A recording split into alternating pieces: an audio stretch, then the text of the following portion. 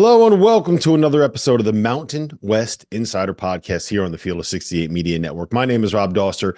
I have Jeff Goodman here with me, and we are going to be joined in just a minute by Great Osobor, the star big man for the Utah State Aggies, who improved to 14-1 on the season and 2-1. 2-0 in the Mountain West after beating Colorado State, the number 13 team in America, on Saturday evening. Great is averaging 18.5 points, 9.5 boards, 2.7 assists, and in 2 games in the Mountain West, Goodman, 26 points, 11.5 rebounds, 3.5 assists. That's not a bad start to the season. You know what he's been, Rob? Great. Really good? No, he's been great. Oh, he's been great? Okay. Yeah, So it makes sense. Great. I know. It's too easy. It's too easy to have fun with the name. And I can't wait to talk to him so we can kind of find out, a little bit of the jokes that have been maybe thrown at him over the course of his life. And I mean, listen, the one thing I know is thank goodness your parents didn't name you Great, because it would have been so off base from everything that you are. Yeah, well, your parents named you Goodman, which is the wrong way to kind of phrase that, but I'm sure you've heard plenty of that before. All right, let's just kind of jump around the Mountain West here for a little bit. So right now, there are 2 teams at the top of the league that are both undefeated and 2-0. That is Utah State and San Diego State. We have a big game on Saturday of next weekend. San Diego State is heading to the pit to take on New Mexico in what could be a matchup between 2 teams that make the NCAA tournament, man. We talked about it a lot last week. We've talked about it at length throughout the season, but the top of this conference is just so good. Yeah. Yeah, so good. I mean, you look at it, and in the net right now, which is very important, they have all their top 5 teams right now in the top 35 as we're recording this. Okay. And Boise, they got some work to do here. But the good thing for Boise is you got 5 teams now that if you beat them and you move up in the league and you finish in the top 3 or 4 in the league, you're going to probably get in the NCAA tournament, because there are a lot of resume wins because of what Colorado State and San Diego State and Utah State just did. Obviously, that was a huge win. And we'll talk to Great about that against Colorado State, a team that, again, is in the top 25 and has been here for the last month or so. And I think New Mexico is going to have a chance here. Like, I really do, because they haven't been healthy. It's going to take some time for those 3 guys to kind of play together because they've all been out at, different times. So, between Denton, Mashburn, and House, if Richard Pitino can get those guys healthy, they're going to get better and better as the season goes on here. Yeah, you mentioned Boise State. I think it's important to note they have a big week coming up. They get Colorado State at home on Tuesday, fresh off of the loss at Utah State. Then they head on the road to take on Nevada, who is 14-1 and 1-0 in the Mountain West as we currently speak. So there's no easy part of this schedule. I think that it's epitomized by what we see with Colorado State and what we're seeing with Boise State here. It's just, this is a buzzsaw of a conference, and you better be ready for it, because it's going to be like that every night that you go on the road. I just think it's more interesting, too, than a lot of other leagues, right? Like, you look at the Big Ten, and you're like, all right, Purdue. We know they're going to win the league. Pac-12, we pretty much Arizona. They're the clear-cut favorite right now. ACC's got a couple, and SEC is certainly, fairly wide open. But this league is just like, I don't know what's going to happen. And that's the beauty of it. You've got good games every night because, again, right now you've got 6 teams that are all in the equation for the NCAA tournament right now. And there's not a ton of disparity from 1 to 6. Yeah, I equate it to the Big East, right? Like, I think that if you look at what's happening in the SEC, Kentucky and Tennessee have kind of separated themselves. You look at the Big 12, Kansas and Houston have kind of separated themselves. The Big East, there's a few more questions, right? Like, UConn's banged up. They might be the best team, but we don't really know. Seton Hall's in first place, but it's Seton Hall. Are we going to buy in on that? Marquette's lost a couple of games that they probably didn't necessarily need to lose or shouldn't have lost. So it's the same kind of thing where you have 5 or 6 teams at the top that are going to be competing for it, and what feels like all year long. And I think that's what we're getting in the Mountain West as well. If I was to sit here and tell you that Boise State with Rice and with Degenhart and with some of the talent they have on that roster, if they were to go out and win 15 games and win the Mountain West regular season title, you wouldn't say that was crazy, right? No, You wouldn't be no, like, probably not. That's the most ridiculous thing I've ever heard. It's certainly possible, and they're probably the sixth best team in this league. Think about that. Here's what I'll say too, and you know me about point guard play. It's super important, right? You look down the list of the top for all these teams, really for all these teams that are at the top. And Isaiah Stevens, we know how good he is, right? Darius Brown, one of the top point guards in the country in terms of just making people better. Obviously, Donovan Dant's been terrific when he's been healthy this year. Blackshear has been really good at Nevada. You know, Lamont Butler at San Diego. Like they have really good, solid point guard play, and I think that's a differentiator. Yeah, Reese Dixon Waters and Darian Shamel. It's less the superstar at San Diego State and more like you have a bunch of really, really good guards on the team. But yes, your point is taken. Uh I'm glad that we are doing this podcast this year because it is Yeah. going to be it's going to be a fun race, man. And I don't know what you had for your top 25 today, but I still have Colorado State in my top 25. I have San Diego State in my top 25 now. I have Utah State in my top 25 now. And I can see a scenario where eventually I end up putting New Mexico in it as well if they win on Saturday at home against San Diego State. So that's how good this league is at the top. Um, 4, 5, 6 teams. I think with that's very realistic possibility for who can get into the NCAA tournament this year from this group. But listen, that's enough of us talking, man. I know what you guys want to hear. You want to hear from Great Osobor. You want to hear from the star of the Utah State Aggies. You want to hear from a guy who has put himself in the conversation with a stud like Isaiah Stevens and a stud like Jaden Ledee in the Mountain West Player of the Year race. Great Osobor, Utah State. And now let me welcome on to the Mountain West Insider Podcast. Great Osobor of the Utah State Aggies, coming off of a week where he averaged 26 points, 11 and a half boards, 3.5 assists, won 2 games, and beat number 13 Colorado State. Great. How are you gonna follow this up, man? Like that's a high bar to set in your first week in the Mountain West. Oh no, man. I'll take every game at a time because spring doesn't let us get too ahead of ourselves. We have Wyoming next, so just getting ready for that. Trying to win that game, try to play good, and we'll be all right. So what has this year been like for you? Because obviously you came over with Coach Sprinkle from Montana State. You were a good piece last year, but like it's not like you were their best player, and you go up a level here, maybe even two, and you are dominating. Like production wise, I'll put your production against just about anybody in the country this year. What has this been like for you? Why have you been able to adjust as easily as you have? Man, that's a good question. I would like to. I'm a pretty confident player, I like to think I can play with anyone. So, but I also know the value of buying into your role. And I was at Montana State, and we wanted to win. Montana State was a great program. Had a great big man in Jabril Bello. I learned a lot behind them. We had Raycon Battle, who was there to score the ball. We were a really good team. So my job was to come in, help JB out, play with JB, and do what I had to do. But I knew that eventually my time had to come. So I learned what I could from JB and added my own twist to it. And thank God it's working out a little bit right now.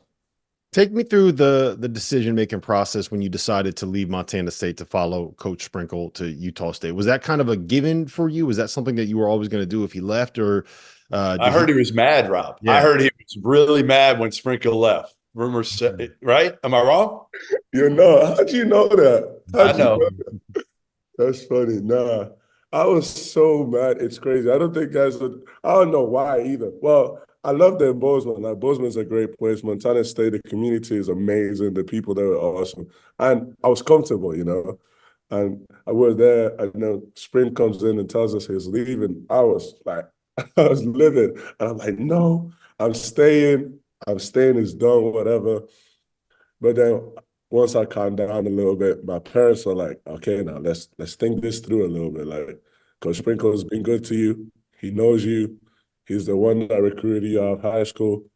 They know what you're about, and you have a chance to go do something in a good conference. So think this through. And then obviously now being logical, I thought everything through, and I was like, the best thing for my basketball career was really to go to Utah State. And to leave a situation like Montana State, which was amazing, I had to go to an even better situation. And I feel like I've got that here. So you are a native, well, not a native, but you went to high school in England essentially, and Yeah, I think you moved there when you were 12, if I'm not mistaken. Talk to me correct. about that recruiting process a little bit, because I don't think when people think about European basketball, I'm not sure that England is the first place that we think about when it comes to where the best players are coming from. Nah, they don't. But we have some hoopers. Not gonna lie. I was born in Spain, and then I moved to England. And then when I was in England, I played for a team called Bradford Dragons. And Hmm. we had a couple of D1 players. We had Zion Tordorf, Mate Okros. They played at that academy. And then I went to my school college, and I was there for 2 years.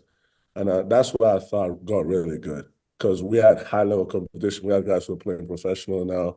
Me and Amari Williams were there together. That was a really good team. So you learned a lot from players like that, and the competition was there every day. But then my first year there, Coach Haslam, he came down, like he does recruiting trips over the season. He came to my school and watched me. And it was like, okay, he's like 6'4", but he's got some skills. We're gonna keep tracking him, but because I was 6'4" at the time, it's like okay. Really? And then the last year at my school, I kind of turned like I was like 6'7", 230 or whatever. And it was like, okay, we need to get him. And then obviously they were the first school that ever contacted me. And I was getting a bunch of other schools calling at that point, but it just made sense, like they were like, if you come, you can play as a freshman. And knowing coming from Europe, that doesn't happen a lot. Like you get to play straight away. That's big time. So I was like, okay, I want to play. I just want to play. So I went to Montana State, and it worked out well. What was your first reaction when you get off the plane and you're in Bozeman and you see the mountains and you see the scenery and you see how beautiful it is out there? Honestly, I remember it vividly because I'd been traveling for about 16 hours, and I was so tired. I was like, okay, I didn't even really like analyze everything until like a week later because I was jet lagged. I was ready. I was excited. I was full of emotions. All right. So here's the big question. Uh, What is it like growing up with the first name of Great? Because like I can only imagine. Well, I mean, again, when you get old enough to understand how unique of a name it is, yeah. first few years you don't know, and then you get old enough. Are like kids making fun of you early? Are they like? Oh, How do you deal with it? I mean, now you're great, so like yeah. it fits you. Now my whole life. So you're right. I've never really thought about it that way. Like when you're young, I didn't really deep it. I didn't really think about it too tough. But then as I started getting older, I'm hearing all the great jokes, all the amazing, all the good jokes. I'm like, okay, whatever. But I feel like I just got used to it.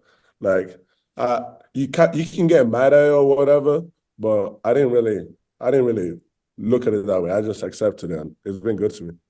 You got to have the personality to be able to pull that off too. I bet. Like Absolutely. honestly, my guess is that makes you more outgoing in a way Oh, because you have to deal with it and learn how to that's go with what it. so many people. Yeah, you can't let Yeah, it get to you. You can't let it get to you. If I let it get to me, I would have been cooked. right. Yeah, I'm good. How difficult was the transition when you were coming from England and then moving and playing in Montana? Did it help that you had made a transition like that before? Obviously, you said you lived in Spain before you moved to England. So I always tell people basketball is a universal language. Hmm. So I came here and I got here, and the biggest thing was, okay, you're not the best player no more. Like everyone, you're not the best player no more. So how can you match up with that? And it was just like play super hard. And most freshmen will tell you like the game is so fast, and especially the American game. The game was so fast, and that's why I struggled with. I needed to slow down. But it's fun. You get to see all the high level basketball. Like you get to see people that do things. Like I remember my freshman year, it was the first time I seen someone with like the level of athleticism of Raycon Battle. Like it's crazy. He gets up. It's 6:30 in the morning. He's dunking between the legs. Like there's people like that in this country, and it was an interesting jump to see things like that. Wow, I love it. All right. So you guys are probably as big of a surprise as maybe any team in the country this year. For sure. Nobody saw this coming. I mean, I'm not even sure you saw this coming if you're being completely honest, because you didn't know what to expect with a completely different team, even though you followed your coach. Um, what's this been like for you, and why? Why do you think you guys have gotten off to the start you have, with the last game being a huge one, a win against Colorado State? It's been fun. It's been fun. I won't say you're lying. In the summer we was like, okay. But I feel like it's all part of Coach Sprinkle's coaching style, like he coaches us really hard. Like we get here in the summer, all we do is play defense. So it gets to the point where I'd say we're good defensively, but then it makes us question our offense because we're like, are we this good defensively or what is the problem? But now I feel like the biggest thing was everybody bought in. Like everyone's bought in. I feel like when you have 13 new players, people might have egos like, okay, this is my time to like, okay, go off. Like I have an opportunity to go crazy because there's no role set. But I feel like from the jump, everyone just bought in what we needed to do to win. Like if you have to defend, you have to guard, you have to rebound, you do your job and we'll be all right. So Sprink told us, I asked him for some questions on you. We looking for some dirt. Okay. Great. And he says that you remember everything that he says, whether it's in film, whether it's in games, whether it's in timeouts. He says that you'll watch some of the tape and you'll listen to the audio from the video that the mic that's right next to the court and hit him on it. What's the most ridiculous thing or the funniest thing you've heard him say that you've hit him on? See, that's hard because he's not wrong. Like my teammates, DB says I'm crazy because I do this. Like I don't forget stuff. I don't know. Yeah. It's just him. The way he yells my name, I'd have to say that's it. It's the way he yells my name. Like I'll go watch something back, and he'll yell my name like I just committed murder or something. And then you go watch the film, and I maybe turned the volume. I wasn't ducking in or something. I think that's the funniest thing for me. Is All the right. tone which he does it. So this is the serious one. I need you to be honest on this. My Uh-huh. sources are saying that at one point last season, you slipped in the snow and you rolled your ankle before playing against your rivals Montana, but that you wouldn't Okay. tell the coaching staff and that none of your teammates ratted you out to the coaching staff. Did you actually slip and fall and roll your ankle? Is this a true story? Allegedly, allegedly, allegedly that did happen, but we played good. We won that game, so doesn't need to be spoken about too much. What was your stat line in that game? Against Montana, Yeah. I want to. That was at home. I'm pretty sure. I want to say 14-6. Yeah, not bad on a rolled ankle. Mm-hmm. Not Yeah, bad at all. done. Hey, describe the home court experience at Utah Oh, State. and the spectrum. Hmm. Oh, it's not many like it. It's not many like Why? it. Why? Like, describe it to somebody. What's going on there? And if sometimes you catch yourself even looking in the crowd during timeouts, or Not when you're in the sometimes, all bench. the time, all the time. Okay, so I'm gonna describe it to you like you've never heard of like these people. I don't think they have nothing else to do apart from support the community, support the athletics. So they come in and they have this whole pent up energy that they've been saving for the week, and the whole purpose is to let the energy out and making noise and giving us energy in the basketball court, and it's amazing. I love it. Like you can feel the energy just coming in. We talk about all the energy and support, and you feel all the energy and support. It's I I tell Goodman this all the time. I'm a big football. Your football, not American football, British football. You can okay. see right there. High football. Yeah, come on, you Yeah. Spurs. I told him that the only thing that comes close to the college basketball atmosphere is European soccer, Premier League soccer. And I mean, obviously, you probably know that better than Goodman does, better than I do. Can you compare those? Did you go to any football matches when you were in England? Yeah, no, I went to quite a bit when I was in Spain. I'm a Real Madrid fan. Okay. So when Real Madrid would come play our team up north, I'd go to all the games. And it's pretty similar because they're both crazy, like Mhm. all game long. You won't hear no silence. All you hear is constant noise, people just causing a ruckus. And I love it. It's fun. I love the chaos of it. Hey, why did you go so Spain to England? How did that happen? Why did you go? Why did you guys move? My dad got a good job opportunity in England. Good job opportunities were hard a little bit in Spain at the time, and he found a good job in England. Listen, I'll say this. I'm glad we talked to you. You are super fun to watch, and probably more fun to talk to even. And Sure. listen, it's great seeing stories like this. Coming from, again, Montana. Well, you guys had a lot of success, but you waited your turn and have honestly shocked a lot of people. Probably even yourself included a little bit, I assume, with the number. No, He not said at all. no. He The said numbers no. you're doing? Not at all. Goodman, his name is great. What do you think? His expectations got to be through the roof, man. His numbers are insane, though. I mean, what you've done this year is incredible. You just don't see this happen very often in college basketball. It's somebody who transfers up and doubles their production. Like, it doesn't happen great. So I just want you to understand, like, what you're doing is special. But here's what I'll say: it's special because you're winning. Yeah, That's why it's exactly. special. Mm-hmm. All right. Exactly.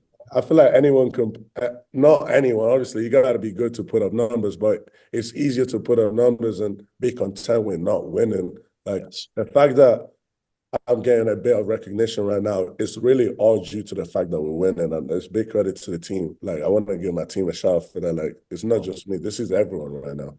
All right, you got last one before you go. You got a point guard that you played with last year that I believe either is your roommate or was your roommate in my roommate. Davis.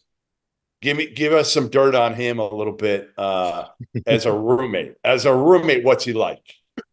DV is actually a good roommate. DV is actually a good roommate. I can't even give there on DV. That's a bad question. You should find someone. Does he do the dishes? Who does the dishes? Who cleans up? And who's an absolute pig?